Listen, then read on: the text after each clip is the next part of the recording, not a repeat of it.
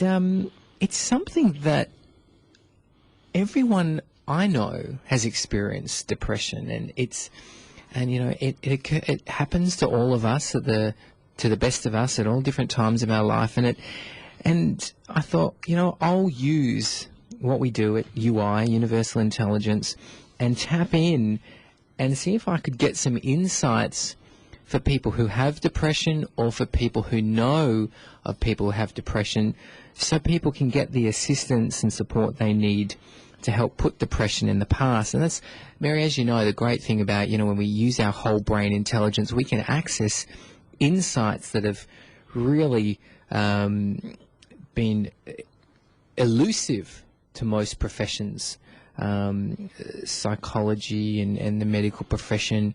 So we're able to contribute to these professions because we're able to tap into information on any topic. So I wanted to use the skills that we have and see what insights I could glean on the area of depression. So that's what I wanted to cover today. Well, I think that's a really great subject, and I do have later on somebody that I would ask you to do a reading on, but I know that is suffering from depression. Sure. So now tell me, what is your take on depression? Sure. Well, the first thing I looked at is, if was the root causes. So if we can understand what's at the root cause of something, and of course it makes it so much easier to resolve it. And there are three main root causes that presented themselves to me when I had a look. And the first, Mary, was feeling alone in your struggles. So when we often feel that there's something wrong with us, that everyone else out there has it together, but there's something wrong with me, I'm faulty, I'm inadequate, I was just born this way. Those kind of feelings really put someone into depression, feeling that they're a misfit, there's something not quite right with them, and that really keeps someone in a space of depression. So that was really the first bit that came up. Mm.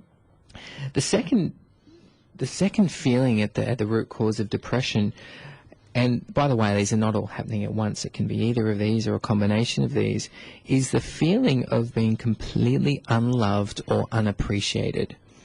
So again, if you're in a relationship or in an office situation or you're part of a family, whatever the situation is, and you're just feeling completely unappreciated in that can really have you feel quite down and quite low, and sometimes it can be quite hard to tap into that's what's actually going on.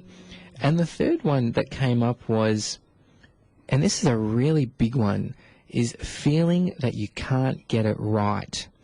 And that, to elaborate a little bit more, is that feeling where everything we do doesn't make our life any better. Like, I can't do anything right for myself. Every decision I make either makes me feel ill, puts me in worse financial situations, worsens a relationship. Any sense where we're constantly feeling there's nothing I can do to improve my situation, nothing I can do to get it right, that's a really big one for many people. So it's a powerlessness, isn't it, really, that we're talking about? It's definitely a powerlessness combined with this lack of ability to turn things around. Do you know what I mean? So yes, I've got no power in myself, but it's reinforced by, if I look outward into my environment, everything's reflecting back. Clearly, I don't have an ability to turn things. It's just everything is working against me. Yeah. Yeah. So absolutely powerlessness. Mm. So, and Mary, as we've covered many times before, but these feelings ultimately stem from our subconscious belief systems, just and playing out in our physical experience of life. And I'll just touch on that because I know some people are new to our show and what we do. But for those who don't know, our subconscious belief systems are our reality. We're just living out exactly what we believe to be true. So if we believe feelings of being unloved, feeling that you're a failure, or feeling that you're inadequate or powerless or hopeless or something's wrong with you, our physical experience is created from that belief system. So it just mirrors back to us how we believe it. So it's really important to realize that these things aren't true. Far from it. It's just the beliefs that we've inherited, adopted through various influences as we were young, and they're just playing out and just reflecting back. This is what we believe, and it's for anyone out there who's depressed, it's not true at all. These are far from the truth. Yeah. And so I then looked at, okay, well, if we know the root cause and these are some of the key things, what can we do about it? Okay, can I just add something here? Please. Does anger play a part in this? You think people with suppressed anger?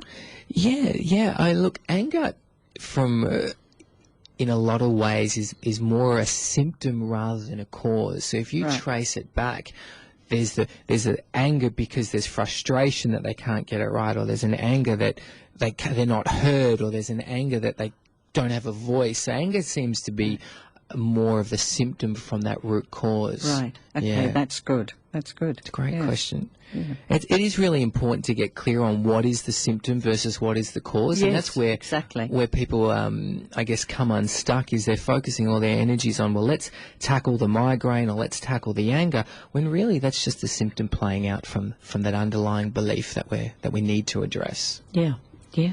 I agree. Okay, so we now have these. You a selection that you're kind of like a smorgasbord of beliefs that lead to depression. That's right. So if we're feeling unloved or not validated, and that, I think, in turn leads to a sense of powerlessness. We're incapable of shifting out of it. Absolutely. That feeling. So it's almost like we don't allow ourselves to be capable to move on, as it were. And then, of course, as you were saying, the subconscious belief system is the thing that rules the roost. It does. It's so much more powerful than our conscious beliefs. You know, we can consciously think we're great and affirm to ourselves through affirmations and goal setting that we're worth everything, a great life, $1 million, a great job. But really, it's the subconscious beliefs that do rule the roost, Mary, and they're the ones that are dictating our decisions, dictating our behaviours, and turning us off like a thermostat when we reach the ceiling of what our beliefs really are. Yeah. Yes, exactly. Now, in your courses, do you often get people who are depressed, or, even clinically depressed? Yeah, look, again, I'm yet to find someone who hasn't actually experienced depression on some level, whether it's, for a day or for a month or for a year. But in our courses, a lot of people, and this is what we're going to look at, depression is really a profound sign, if you like, to say, hey, things need an overhaul. Yeah. So often having been depressed is a catalyst for people when they move through that to go, okay, I don't ever want to return there. I don't ever want to experience that space again. Clearly something needs to change. Yes. So rather than seeing depression as an illness, because it really isn't an illness, it's just a state of being which is stemming from situations in our life that are really unacceptable.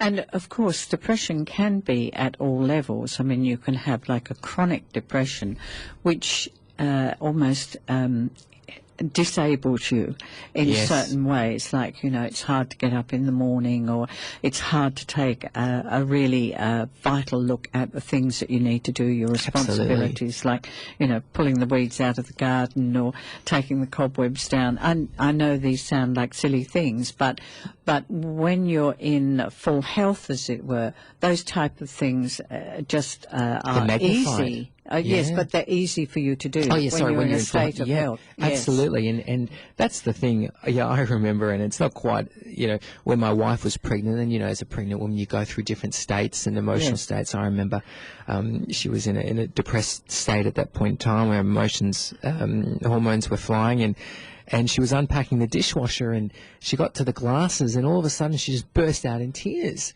And I was like, what's wrong? What happened? And she goes, there's no more room in the cupboard for the dishes. And the smallest thing can be magnified. So, for those who have suffered depression for prolonged periods of time, it does get much harder to make changes. And it's one of these things that if you have support around you, or for those of you who know of people going through depression, if you can be support, it really makes a world of a difference, because it can be very hard in being in that rut, being in that hole, digging yourself out.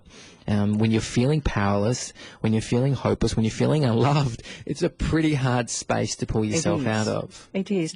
Now, if you could give, just a couple of tips to people who are listening about how they can start tackling this. Sure. Well, the couple of insights that came through were, the first one was to firstly feel that they haven't done something wrong, that there's nothing wrong, there's nothing inherently wrong with them, that they're not faulty, and that being depressed is actually exactly where they need to be.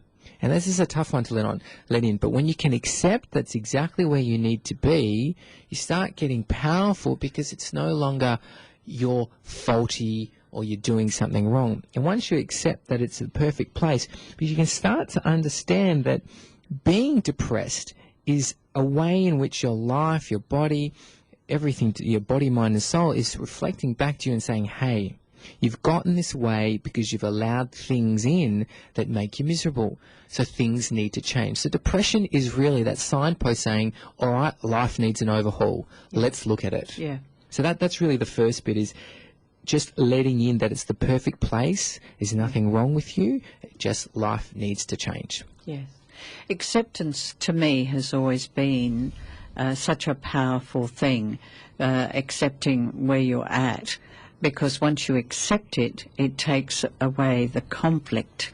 Beautiful. And the conflict is the thing that sets up the whole thing. Yeah, absolutely. Yeah, that's beautiful, Mary. Exactly right. The more we resist something, the more it persists in our life, and it's really it's our resistance to experiences and emotions and our thoughts that causes these ailments, these symptoms in our body. If we looked at them in the time that they were there, they wouldn't be there. So, you look at all the positive experiences in your life, you don't tend to kind of bust your brain over them. You don't regurgitate them over and over again. It's only the negative ones because we're resisting them. So, yeah, acceptance, what can I add to what you've said, Mary? It's perfect. Well, can I just ask you, this young fellow, he's 12 years old, and he's going through a very rough time at the moment. His school grades are very poor, and 3 years ago he lost his mum, and his father's remarried into a very large family, and he is running amok at the present moment. To me, he sounds as though he's struggling, poor baby, and I just wonder if you can give us a little advice on that. Yeah, the thing that's coming through on this young man is that it's, look at me, acknowledge my struggles, I'm in pain and I need help to get these things right in my head. And I will make a loud noise, I will throw tantrums, I will cause pain to others if I need to get everyone's attention focused on me. I just need someone to help me work through my problems. Oh, that's great. Yeah. That's wonderful. Thank you very much indeed. Now, one last word before you go. Yes. Oh, you've got two more words, have you? I do. If we have time. We do. We'll just watch the time. But yeah, it's so good to have you. So, the voice of reason. Go, Daniel. Well, there were, as I said, there were three major things that came up. And the second one that I wanted to share was if you can get help looking at those subconscious beliefs that are generating this depression. And a lot of these beliefs can be anything from I'm not worthy, I'm not what people want, I'm not lovable, I'm not good enough. These subconscious beliefs really are at the root cause of many of these states of depression. If you can get help with that, that is going to make a huge difference. And of course, at the UI group, that's something we specialise in, so we're very open to supporting people. And Mary, I guess the third one, this is really where people around you can come into play, and it's things you can do as well. But it's that constant reinforcement by that person's environment, if you like, that they're on track. And what this really means is things need to look like they're changing.